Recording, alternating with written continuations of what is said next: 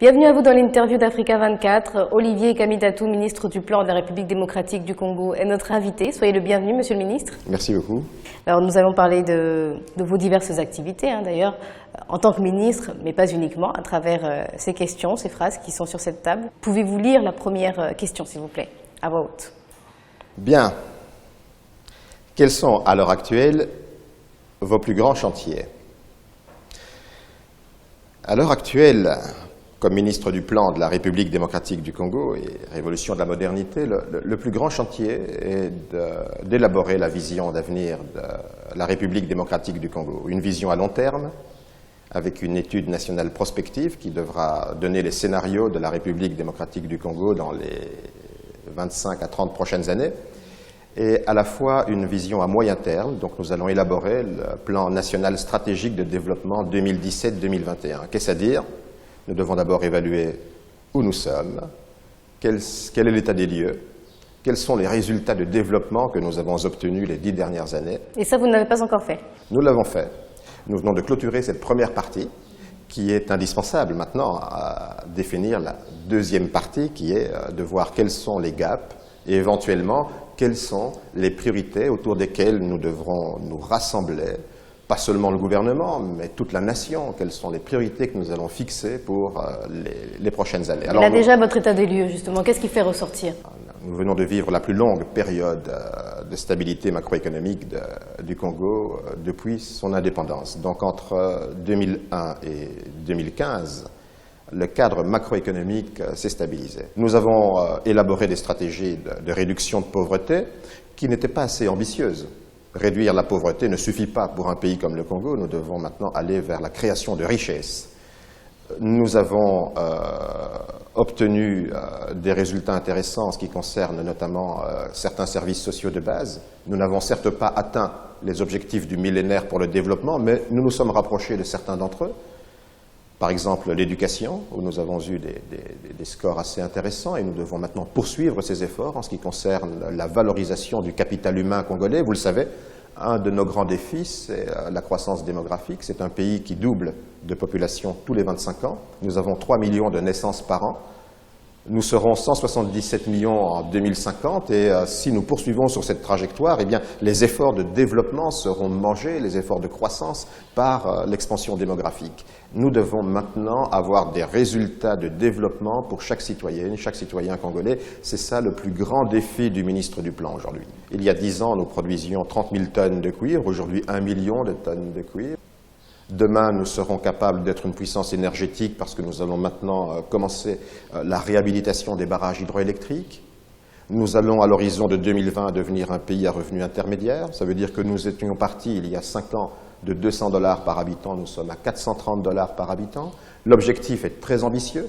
À l'horizon 2020-2021, arriver à près de 1 000 $ par habitant, pour pouvoir être un pays émergent à l'horizon de 2030 et un pays développé à l'horizon de 2050. La trajectoire est fixée, la route elle est là, parfois le chemin est aussi important que l'objectif qu'on veut atteindre. Nous avons maintenant défini la trajectoire. Donc, comment vous comptez vous y prendre? La première chose, c'est la cohésion sociale.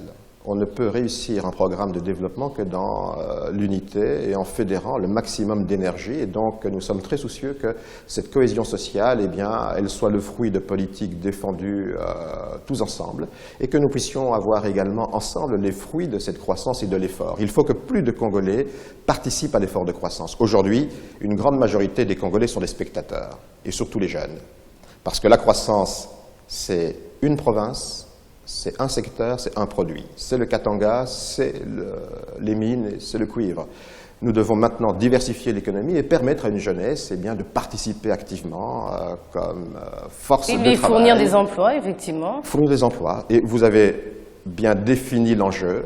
C'est lier maintenant la croissance à l'emploi. Et lier la croissance à l'emploi, ça veut dire qu'il faut que le Congo redevienne attractif aux investissements privés, aux investissements directs étrangers.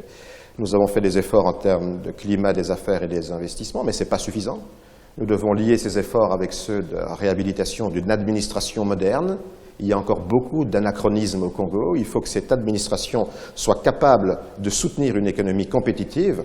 Sinon, les investisseurs préféreront aller en Guinée, au Mozambique, en Angola. Et puis investir dans différents types de secteurs, parce que pour l'instant, la plupart des secteurs justement qui se développent ne permettent pas à une grande partie de la population de pouvoir être absorbée. Ça fait partie de l'état des lieux.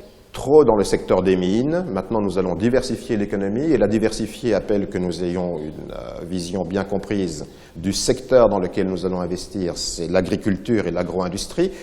Mais diversifier l'économie, une transformation structurelle d'une économie met du temps. Exige des investissements importants, notamment plateformes d'infrastructures. Il nous faut connecter le Congo par voie terrestre, mais il nous faut donner de l'énergie pour permettre effectivement à toutes les initiatives de pouvoir se développer. Donc voilà un peu le grand secteur dans lequel nous allons investir, c'est l'agriculture, l'agro-industrie, et en même temps, nous n'allons pas négliger l'industrialisation, l'industrie manufacturière. Ça, c'est dans un horizon des 10 prochaines années. Lors de la dernière élection présidentielle, les promesses qui ont été faites à ce moment sont similaires à ce que vous êtes en train de nous dire. Quand vous nous parlez de vision qui est en train d'être élaborée, de stratégie, de plan, ces 5 dernières années, on s'attendait à ce que justement tout ça ait déjà été pensé, travaillé et ait commencé à être mis en place et en action. Tout ça a été pensé et travaillé en 2006 à travers un document de stratégie de croissance et de réduction de pauvreté de première génération. En 2011, nous avons fait un deuxième document auquel on a associé la vision de la modernité ainsi que le programme du gouvernement. Nous n'avons pas manqué de vision. Nous avons maintenant été cohérents avec une grande faiblesse.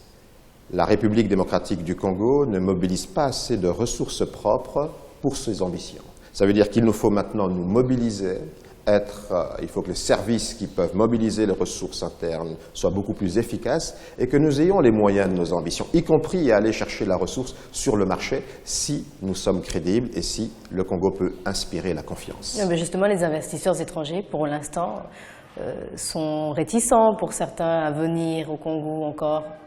Et tout ça est lié au climat des affaires. Le climat des affaires est une des grandes préoccupations du gouvernement. Nous avons été et nous sommes un des pays les plus réformateurs au monde. En Afrique, nous sommes parmi les 10 premiers pays réformateurs.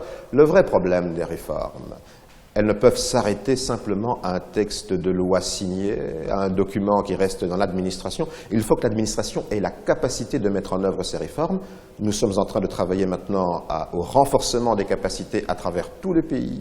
L'administration qui doit porter ces réformes, notamment une des plus importantes, a été l'adhésion à l'OHADA, l'harmonisation du droit des affaires en Afrique. Le droit des affaires congolais est harmonisé aujourd'hui. Il nous faut plus de capacité au niveau de la justice, au niveau de l'administration, pour que nous ayons un impact positif de chacune des réformes et des mesures adoptées depuis les 5 dernières années. Plaquette suivante, s'il vous plaît, Monsieur le Ministre. Réseau libéral africain. Ça me parle. Ça vous parle. C'est normal, vous présidez ce réseau. Je préside ce réseau, oui, effectivement. Donc, je suis le président du réseau libéral africain qui aujourd'hui regroupe 44 partis politiques dans 28 pays. Nous avons un parrain qui est le président Ouattara, le président de Côte d'Ivoire. Nous avons un deuxième parrain, une marraine, qui est Madame Hélène Zille, qui était la première de Western Cape à Cape Town, en Afrique du Sud. Et notre volonté, effectivement, est d'avoir un vrai réseau qui défend les mêmes valeurs de liberté, de démocratie, et qui les défendent avec courage partout à travers l'Afrique. Qui œuvre aussi pour que les libéraux gravissent les échelons dans les différents pays. Oui. C'est l'objectif. Et il ne faut pas confondre libéralisme et capitalisme. Et vous avez été aidé notamment dans votre parcours politique par ce réseau?